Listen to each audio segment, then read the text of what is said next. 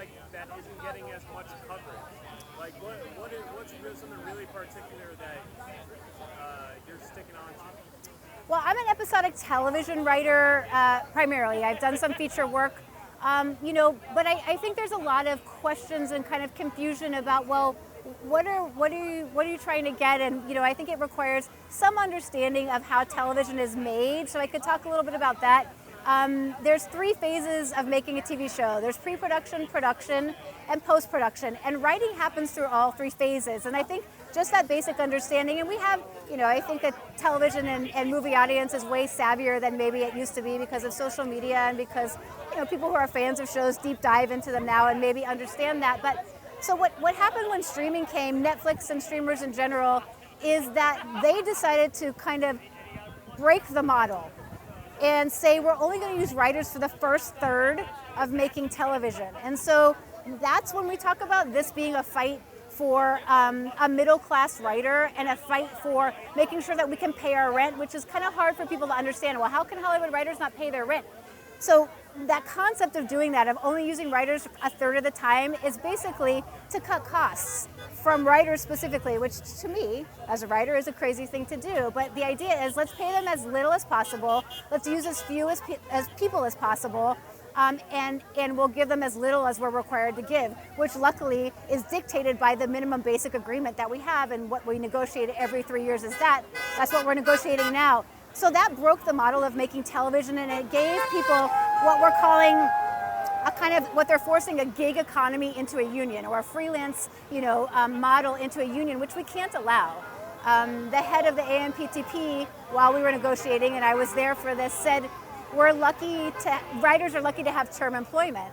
And that's not luck, that's being a member of a union. And so I think just understanding that 70% of us are episodic television writers, so just kind of understanding that model, and so what does it mean? Why are writers working for less weeks for less money? Hopefully that gives you a little bit of background about what that is. So what has your experience been like negotiating with the studios? Yeah, it was really interesting. So this is the first time I've ever been a member of anything like this, a committee for the Guild, certainly a negotiating committee member. They devalue what we do, and I think I knew it. I've been doing this for 20 years, so it's not like I get it. It's a business. Everyone here understands that it's a business, but it's still a craft. It's still an art form. And I was talking to someone on the picketing line recently who said when they started calling it content, that's when things really started to get off the rails. And I think she was right. I think it's true. And so I think just talking to them about, they would tell us, well, it's too soon. We don't know how streaming is going to make money. We can't figure this out, even though Netflix, who exclusively streams television and movies, no other secondary source, had $6 billion in profits last year. But it's like, we're not sure. Not all of us are profitable yet. But then they go tell Wall Street, we're profitable ahead of schedule. So it's like, we're writers, but we understand math.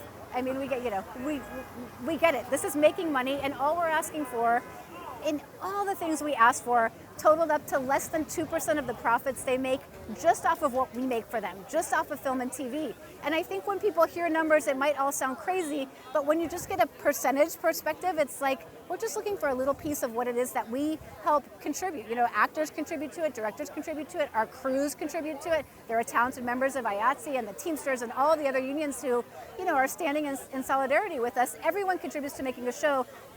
We start with the page, we create the characters, we create the worlds, and so we just want a piece of what it is that we do that they are, in fact, making a profit off of.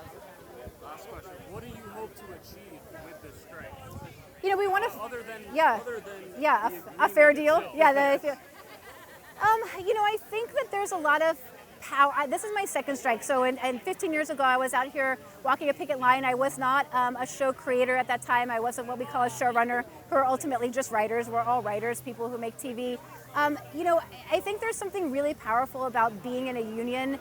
And I think our union members, we have a much different union than we did back then in terms of the door finally opens to writers who are representing, underrepresented communities. And, I'm a Latinx writer, and I've been doing this for 20 years, and I've seen the positive changes.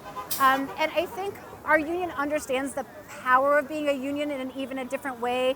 Like I said, we had a membership meeting the Wednesday, was that a week ago Wednesday? I don't even know what today is. Has it only been 2 weeks? We had a membership meeting after we called the strike, and unions from all across Hollywood were represented.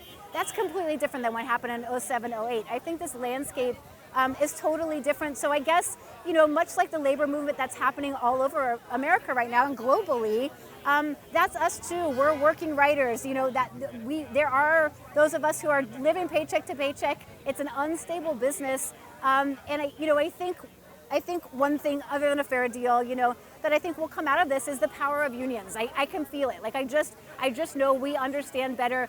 Other unions are here for us, and we will be there for them. While being on the negotiating Yeah. team, does that kind of solidarity give you more, more willpower to say no, we're going to strike? And just like, what does that solidarity mean to you, specifically being on the negotiation? Yeah, absolutely. I mean, I think, we're a Democratic union, so we have to take a strike authorization vote before we even got here, and that vote was 97.85% yes. That was a huge turnout, and so that gives us power. The idea that our membership is behind us and saying, yes, we're willing to strike, and then absolutely, we had union members, leadership that came with us to the table some of the days, and, we're telling these big CEOs, these big, multi-billion-dollar corporations that just keep